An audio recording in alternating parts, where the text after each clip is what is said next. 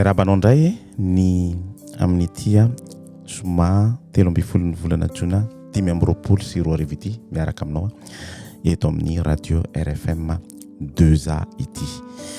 Mialatsy indrindra amin'ny lafiny ara-teknika misy zavatra tsy nety kely ohatra ny tapaka ho azy le izy tsy haiko na tsy moramora ny manao zavatra araka ny teneniko anareo tamin'ny voalohany teo dia ho averintsika miadana indray ity fandarana kely irahako aminareo ity eto amin'ny radio RFM 2A ity.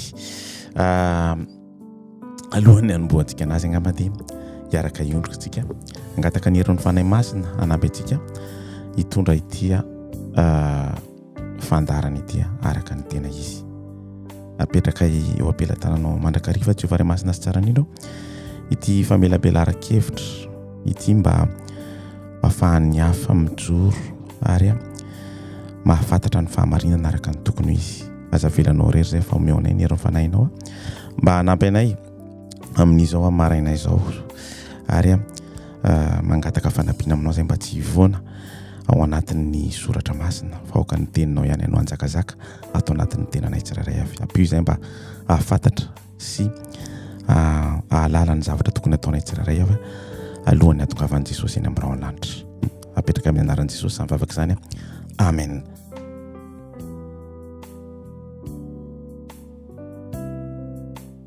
Eny ary tompoko.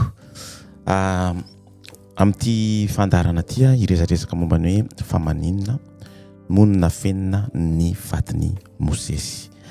Tsy nanana fotoana firy niaraka taminao nandritra ny herinandro somary ohatran'ny nala eloelo kely ihany satria tsy nanana fotoana mihitsy satria amin'izao entre ny fotoana amin'ny mois de mai hatramin'ny mois de août hatramin'ny mois de septembre iny dia betsaka ny olona mandeha miasa zany mandeha manao vacances dia tsy ampy ny effectif dia tsy maintsy manolo an'ireny olona reny ny tenako amin'izay fotoana zay. Donc miala tsiny betsaka indrindra satria tsy afaka manome teny fampaherezana anao no tsy afaka manome zavatra mba hoentina hanampy anao hiatrika an'ity maraina vao mibalika masoandro mahafinaritra be na ny mijery anazy ary mafana tsy mangatsika ohatra ny taloha enganeny fahazavan'ny lanitra na ny herin'i Jehovah hanafana ny fotsika tsirairay avy mba ho vonona hiatrika amin'ity ady farany ity. Manan-tànina izy ity tsy manao tsinontsinona ny finoanao ako na ny fiangonanao fa miezaka ampafantatra anao ny fahamarinana, miezaka ampafantatra anao ny fahamarinana. Anjarantsika kristianina izay mino an'i Jesosy ny tokony hijery sy hifantoka ary hijery andalina ary hianatra an'io tenin'ny soratra masina io mba hapita amin'ny hafa fa hatombotra ny andro ary ilaintsika izany herin'ny fanahy masina, ilaintsika ny herin'ny soratra masina hoentina hibanjina sy teny amin'ireo tsy mino na itsika mino samy mino ary mba mifampianatra mba hahafantarana hoe aiza ny lalana tokony alefa tsy teniteny foana. Dao ary tsika hiditra amin'ilay sujet antsika fa maninona moa no nafenina ny fatin'i Mosesy. Misy zavatra roa tavela tao anatintsika fonosika nandao ny sa edena. Ny ray dia ny fahatserovana ny hoe zanak'Andriamanitra isika. Mila azy isika. Ny faharoa dia fantatsika fa mahery lay fahavalontsika isatany zany. Resinsika satria malemy. Noho izany dia mitady zavatra mahery no isika foana isika atao piaro atsika ho solon'Andriamanitra ilay tena piaro atsika. Dia izay no antony nahatonga ny olombelona hitady zavatra ho tompoina foana satria heveriny fa mahery ireny ary afaka hiaro antsika. Mila hery hitamaso isika. Isatana dia nampiseho hery tao ambadiky ny fahafatesana noho ny antony anankiroa. Ny antony roa, ny voalohany dia tsy maintsy miaro ilay lainga ny tany edena ny laza hoe tsy ho faty tsy akory ianareo. Dia manapatra ny heriny sy ny fahaizany rehetra amin'ny alalan'ny fitaka sy lainga izy entiny ampidirana ao an-tsain'ny olona fa tena tsy maty tokoa ny maty. Faharoan'izay dia teo Andriamanitra izy dia manao izay rehetra azo ny atao izy ahatonga ny olona nopy azy sahala ny tokony atao amin'Andriamanitra. Noho ireo antony roa dia lasa manompo ny maty sy ny vavaka maty ny olombelona. tena izay no ilain'ny Satana. Voaozina ny finoana fa mbola mitohy velo anohaniny maty ary lasa manan-kery. Lasa Andriamanitra kely akory azy dia tompoin'ny olona ny maty noho ny tsy fahalalana, fa Satana no ambadiky ny olona maty noho ny tsy fahalalana, fa Satana no ambadk'ireny fampisehoan-kery rehetra amin'ny alalan'ny maty ireny. Dia izay no antony nanafenana ny toerana nahafatesan'i Mosesy sy ny fasany, satria olona nahery noho ny fiarahany tamin'Andriamanitra Mosesy fony fahavelony. Nanao fahagagana maro ny fanampian'ny herin'Andriamanitra azy izy, koa dia noheverin'ny vahoaka fa mbola ahery ihany izy na maty aza. Ary ho tonga toeram-pivavahana amin'ny Mosesy ny fasany, izany hoe ho lasa lieu de pèlerinage, izany hoe toerana fanompoana an'ny Satana. Ka izay no anton'iny. Tsy misy filazana ny antony ao anaty Baiboly, fa analizy izay eken'ny mpandinika ireo. Efa nahenika ny tany ny fanompoana ny maty tamin'izany fotoan'izany, dia mora ny nisotonana ny lesona. Ny tena marina izay nazava noho ny taty aoriana dia ilay voalaza ao amin'ny bokin'i Joda, nahitana fa mifanolana amin'ny fatin'i Mosesy, Satana sy Jesosy. Aty amin'ny andron'i Jesosy, aty amin'ny testamenta vaovao, vao hita fa tsy tafajanona tao am-pasana Mosesy fa natsangan'ny tompo tamin'ny maty. Tonga teo an-tendrombohitra, nisian'ny fiovan-tarehy izy, sy Enoka na Eli, dia ho nanompo fasam-poana koa izany ireo izay ho tonga hiconsulte hivavaka Mosesy any amin'ny toerana hoheverin'ireo mpanompo sampy fa nandevenana azy.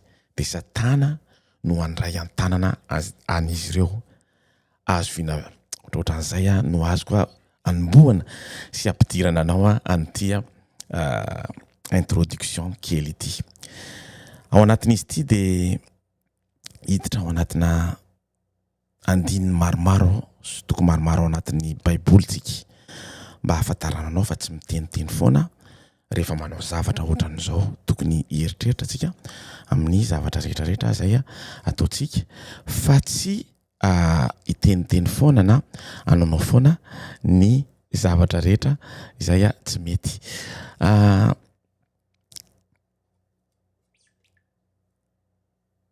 Andao arany hojerevantsika amin'izay ohatrany ahoana ny ao anatin'ny Baiboly raha araka ny fampidirana tetsy ambony, dia ny antony lehibe dia satria mba tsy hahafahan'ireo jiosy miankohaka amin'ny fasan'i Mosesy sy mivavaka amin'ny fatin'i. Tsy natao an'ny jiosy irery anefa izany fa natao an'ny olombelona rehetra eto ambonin'ny tany. Zava-dehibe amin'Andriamanitra izany satria ny maty dia sady tsy afaka miaino ny tsy afaka mamaly, izany hoe nodimandry. Ao amin'ny Tesalonianina toko voalohany toko 4 andininy 7 no ahitantsika an'izany, izay milaza hoe fa tsy tianay tsy ho fantatrareo rahalahy ny amin'izay mody mandry mba tsy la elovanareo tahaka ny sasany izay tsy manana fanantenana. Ao amin'ny mpitoroteny toko 5 andininy 5 sy 9 dia tsaratsara kokoa mba no ahafantarantsika ity, izay milaza tsaratsara kokoa ny Baiboly manao hoe fa fantatry ny velona fa ho faty izy, fa ny maty kosa tsy mba malala na inona ary tsy manana valim-pitia intsony izy, fa adino ny fahatsiarovana azy. Na ny fitiavany, na ny fahakalalany, na ny fialonany dia samy efa levona ela sady tsy manana anjara intsony mandrakizay amin'izay atao aty ambanin'ny masoandro izy. Izany hoe tsy manana anjara intsony aty ambanin'ny masoandro ny olona efa maty. Izay zavatra izay dia zavatra tena goavana be mihitsy eo amason'Andriamanitra. Izany hoe tsy tokony hiondrika amin'ny zavatra ohatran'irentsika amin'izay fotoana izay. Misy antony lehibe io mahatonga napetrak'Andriamanitra teo, satria mitady anaonao foana isika olombelona. Ndeha ny hojerevantsika ny ao anatin'ny Exodosy toko 20 andininy 4 sy 5. Aza manao sarin'ny zavatra voasikotra ho anao na ny mety ho endriky ny zavatra izay eny amin'ny lanitra ambony na izay ety ambanin'ny tany na izay eny amin'ny rano ambonin'ny tany aza mikohaka eo anatrehany ary aza manopy azy fa izao Jehovah'Andriamanitra ao dia Andriamanitra sarom-piaro. Jereo tsara io andinin'ny 5 io Andriamanitra sarom-piaro. Misy antony lehibe fa niresadresaka momba anareo antiako ato eo aloha teo momba an'le hoe manina moa tsika ny tsy afaka miondrika eo amin'ny sary fiongana satria zany zavatra zany dia Andriamanitra sarom-piaro. Itsika olombelona nampianarin'Andriamanitra natonga antsika eto ambonin'ny tany namolavola antsika tao anatin'ny arerana azo lazaina tao anatin'ny arerana satria mety tsempoka izy namolavola antsika ny saina sy nanao an'izany rehetra zany. Nefa itsika anao ohatrany reny sary vongana ohatrany hoe tamin'ny andron'ny Israela reny manao ompy volamena sy ny karazany reny dia mivavaka amin'ireny angamba mety tsy mety zany zavatra zany eo amason'Andriamanitra. Zany zavatra zany dia tsara ho taditsika tsirairay avy. Eritrereto hoe olona efa maty no asainao mivavaka na angatanao hivavaka ho anao, kanefa ianao afaka mivavaka sy mangataka mivantana amin'ny Jehovah'Andriamanitra ao.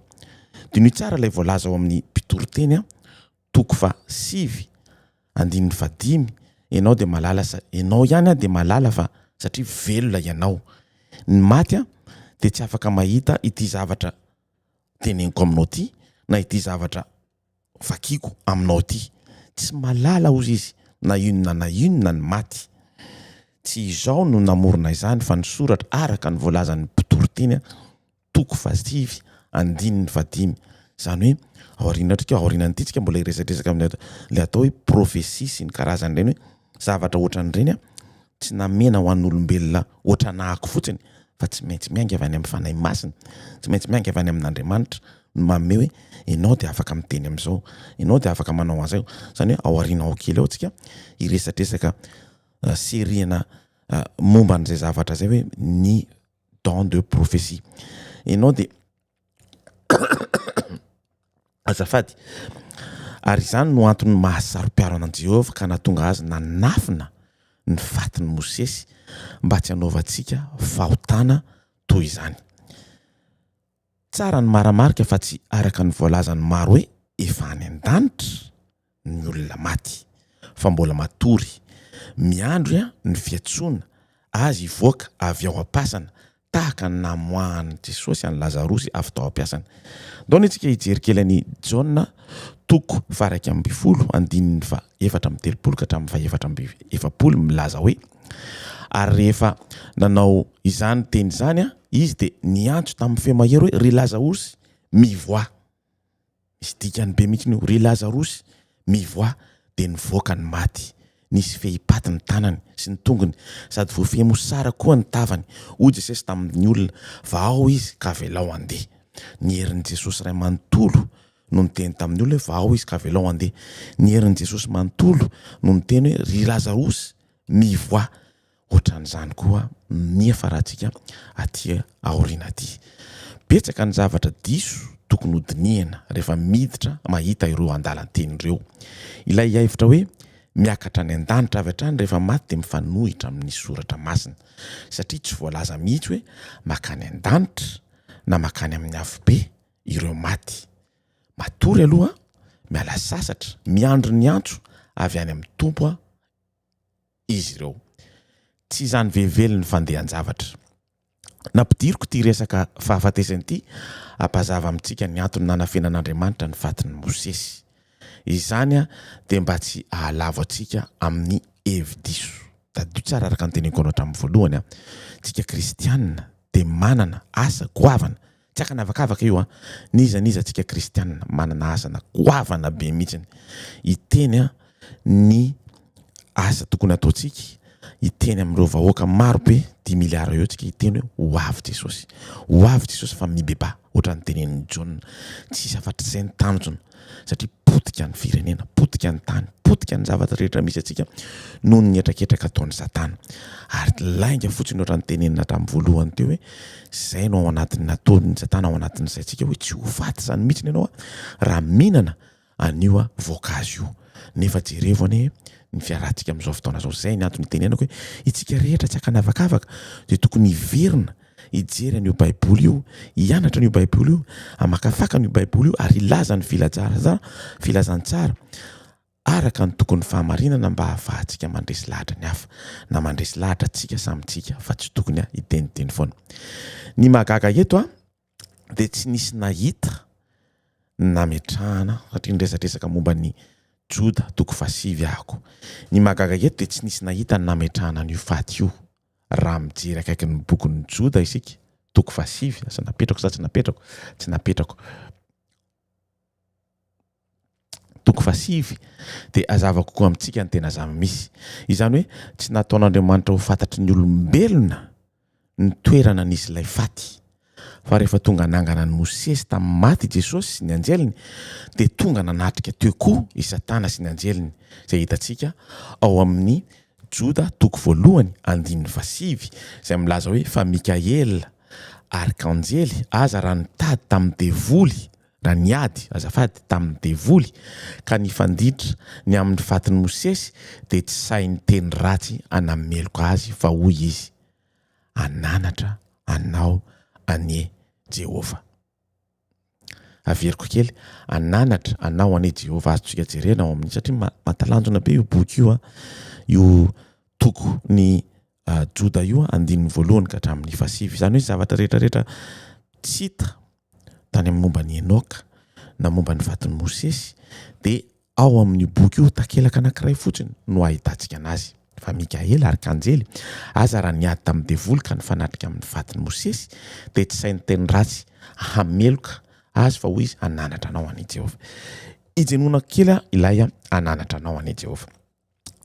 Izy ary ilay Jehova voalaza tao araka ny eto araka ny fahalalana ho azy Andriamanitra ray ve. Nefa ao amin'ny testamenta voalohany sy ny testamenta vaovao na faharoa dia samy milaza fa Jesosy dia Jehova ihany. Koa tsy mahagaga anao ve zany? Indro andininy vitsivitsy ho zaraiko aminao mahakasika an'izany. Ao amin'ny Matio toko 7:7 fa izy no ilay nampilaza ny Isaia mpaminany hoe injany misy feo miantso mafy any an-efitra hoe amboary ny lalan'i Jehova, ataovy mahitsy ny lalak'Alehany. Tsoatran'izany koa ve ny zavatra tokony ataontsika amin'izao fotoana izao? Amboary ny lalan'i Jehova, ataovy mahitsy ny lalak'Alehany, amboary ny lalan'i Jehova. Misy dikany be io. Manaraka izany koa ao amin'ny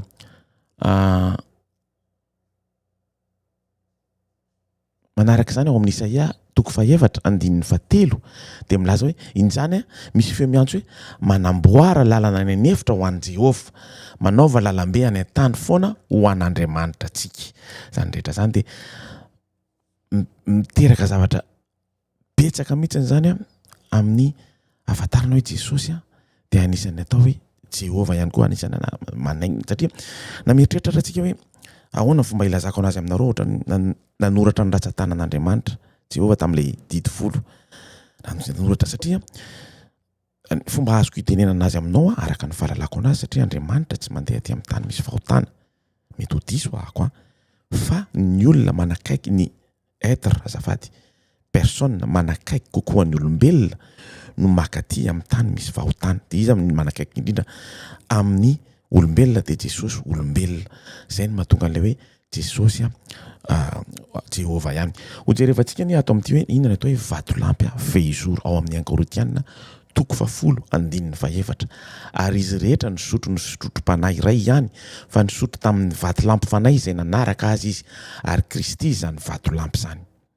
Ao anatin'io koa dia misy zavatra anankiray manitikitika ny saiko hoe vatolampy satria tsika matetika dia miteny hoe Pierre satria misy samihafa ny surnom amin'ny Pierre dia hoe caillou, andry Jesosy dia vatolampy.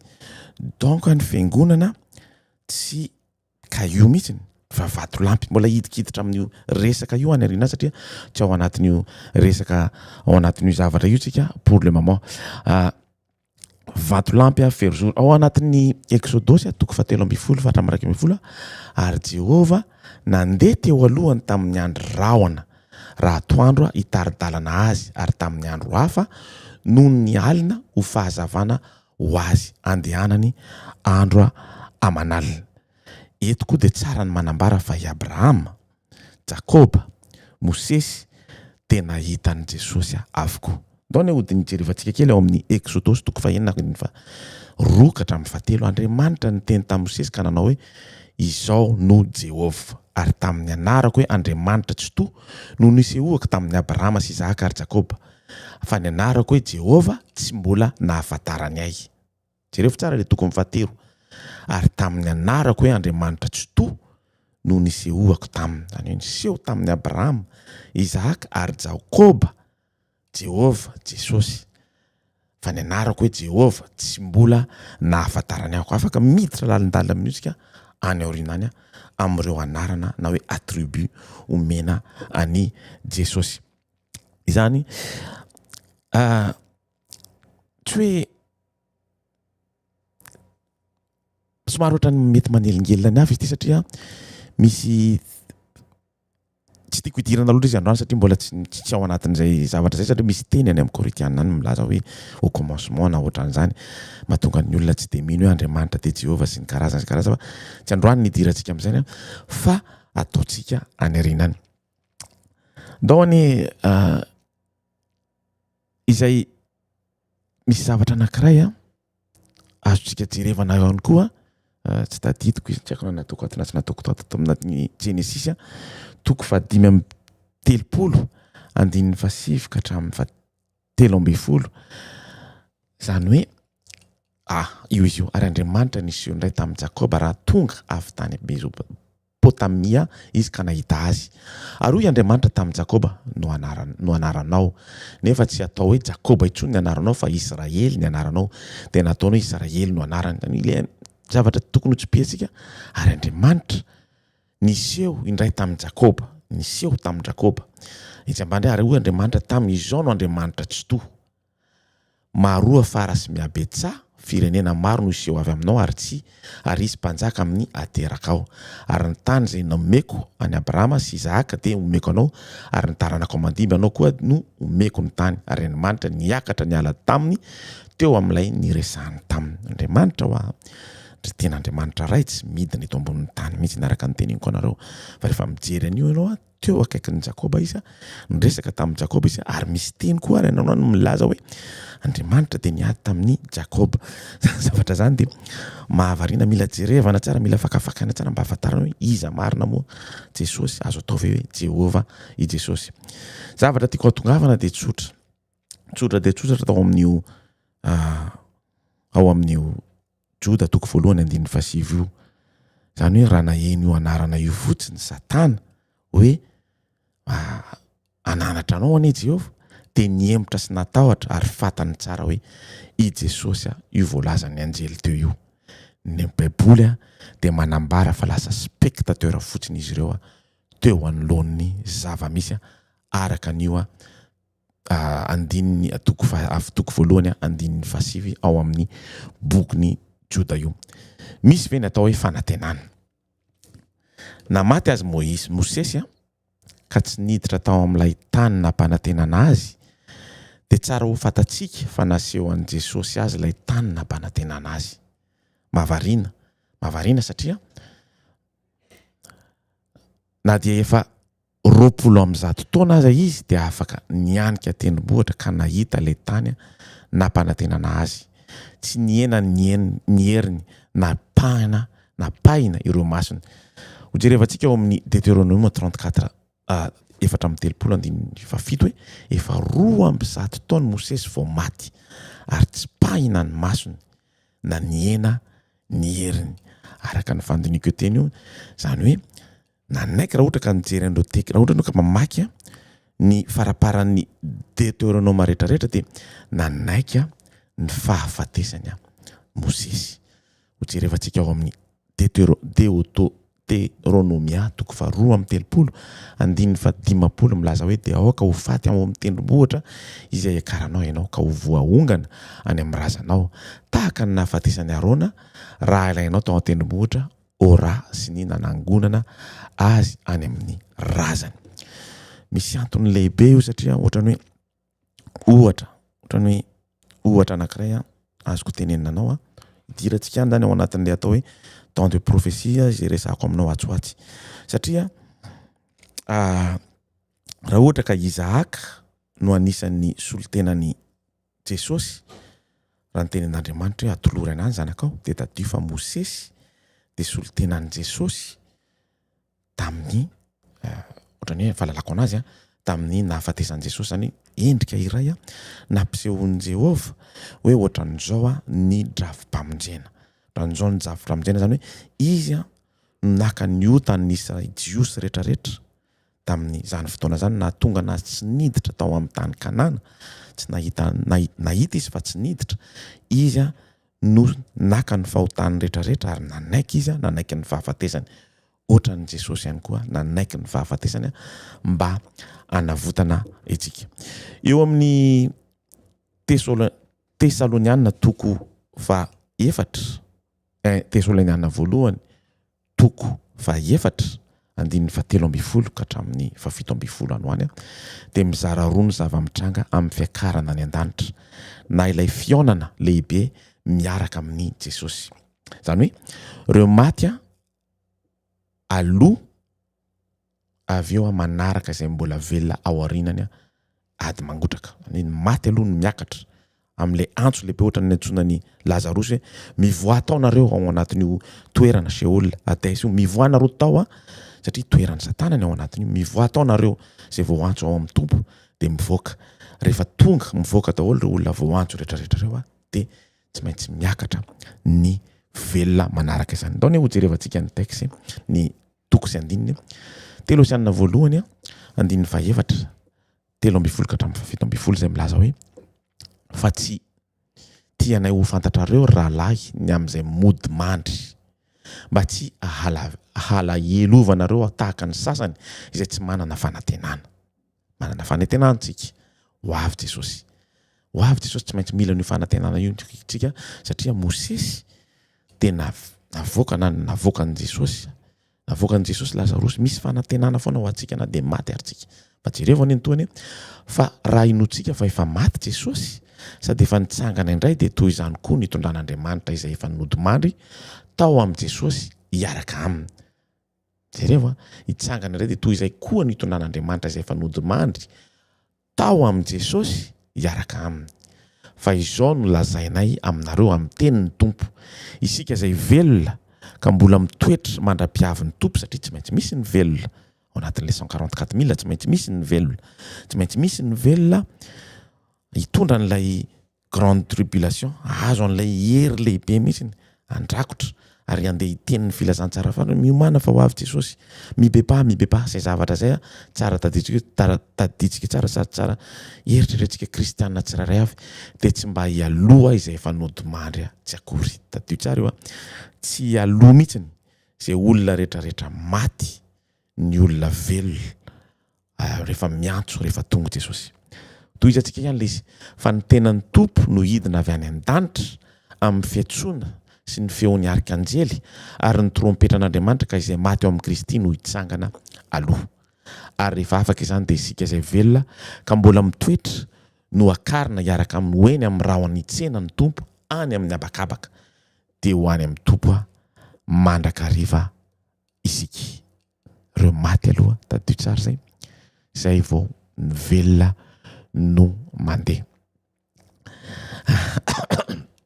Ilaintsika tanteraka izay zavatra izay satria betsaka amintsika no tsy hoe tsy mahay an'ilay zavatra fa kosa mieritreritra hoe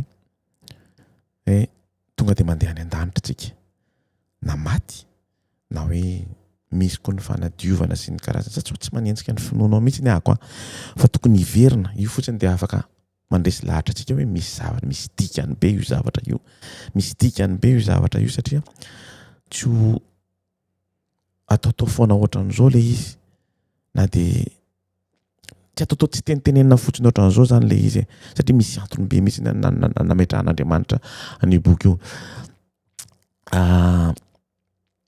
Zany hoe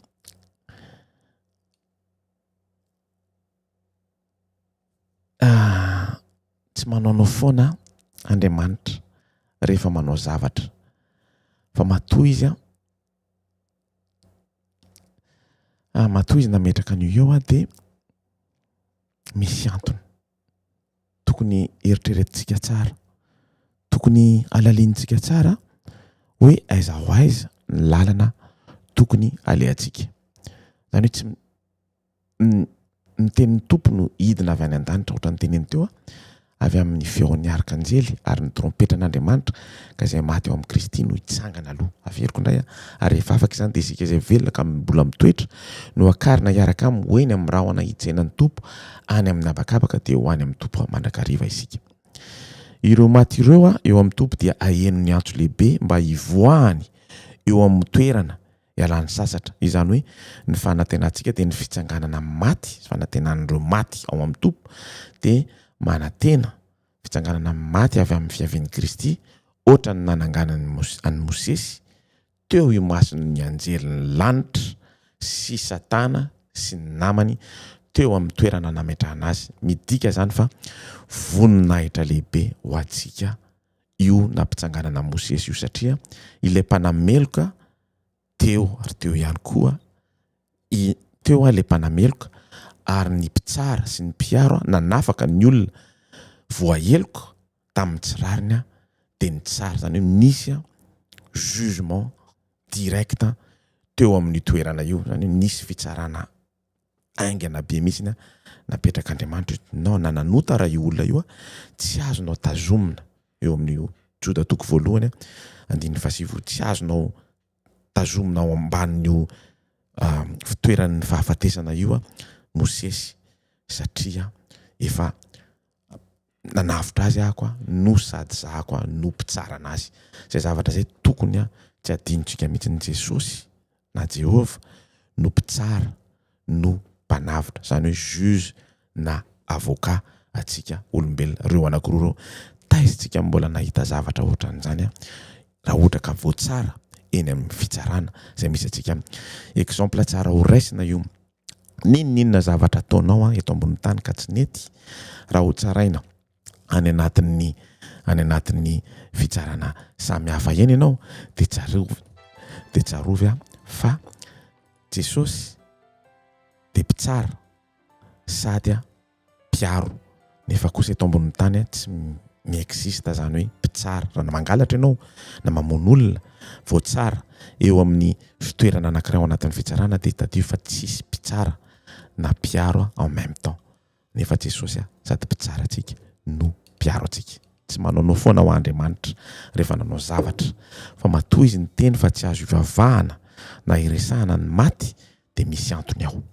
Voalaza etsy ambony fa Andriamanitra dia saro-piaro teneniko tamin'ny voalohany teo ary tsy zany ihany fa nametraka hafatra tamin'ny Mosesy izy zay hitantsika ao amin'ny Deuteronome toko 7:1-20 zay tsy voasoratra eto hoe fa izao lalàna izao izay andidiako anao anio tsy dia sarom-patarina aminao ary tsy lavitra.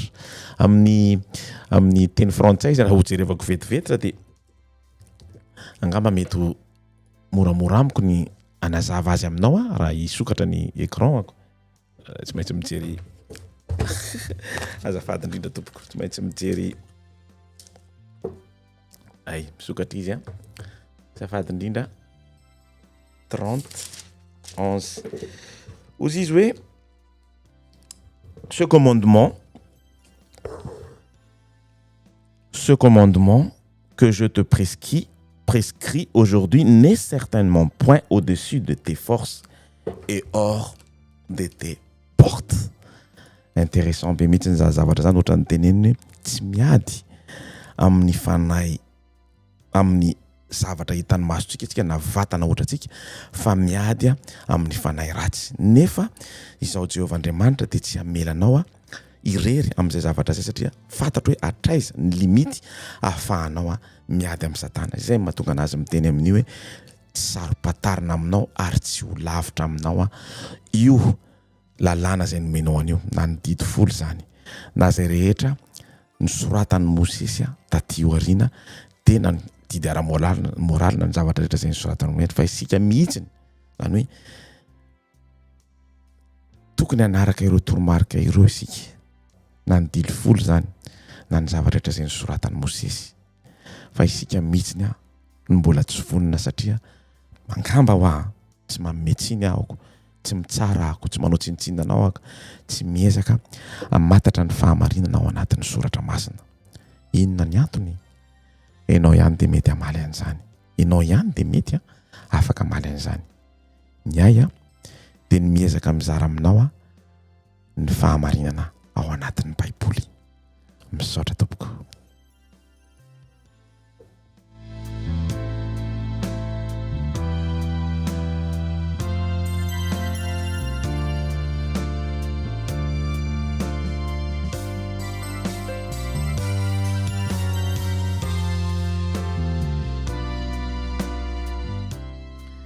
Hoentsika amarana anazy dia hiaraka hitanondrika isika hiantso ny anjelin'i Jehovah sy ny fanahy masina mba hanampy antsika hitondra izany vavaka izany eo amin'ny toerana masina indrindra. Vonona izay Jehovah Andriamanitra ray masina sy tsara indrindra hiatrika an'ity ady farany ity. Mangataka hery ny fanahy masina izay mba hanampy anay tsirairay avy hitondra anay amin'ny anay hery sy tanjaka ary tsy atahotra ary tsy homenatra akory ary hiteny hoe mivoa mibeba fa ho avy Jesosy ary hitondra ny fahamarinana ho antsika tsirairay avy. Jehovah apetraka eo am-pelantananao ny fiainanay mandritra ity tontolo andro ity. Aoka izany mba hibaliky toy ny masoandro izay asehoanao aminay isan'andro anenika ny tenanay iray manontolo ary tsy ho irery izay satria ianao efa nampanantenanay fa ny anjelinao dia hiaro anay amin'ny lalana rehetra izay andehananay raha toy izay ka matahotra ny anaranao. Misaotra satria tsy manana afa-tsy ianao izay ho aiza izay raha ohatra ka hiala eto amin'ity tany ity raha ho avy tampoka ny ady lehibe satria efa mananontany ny ady an'Israel, Ukraine, ny 3e guerre mondiale. Ho aiza izay Jehovah na ny asa raha efa manahirana ny fijaliana sy ny karazany. Ho aiza izay raha ohatra ka tsy hifikotra aminao. Ny any mba fangatahana aminao dia mba hiezaka izay kristianina tsirairay avy mba hifanaraka, mba hiaraka hitolona hitondra ity filazantsara mahafinaritra ity satria tsy manana afa-tsy ianao izay ary manantena ny fahatongavanao haingana. Apetraka eo am-pelantanan'i Jesosy izany vavaka izany. Misaotra raha eo. Amen.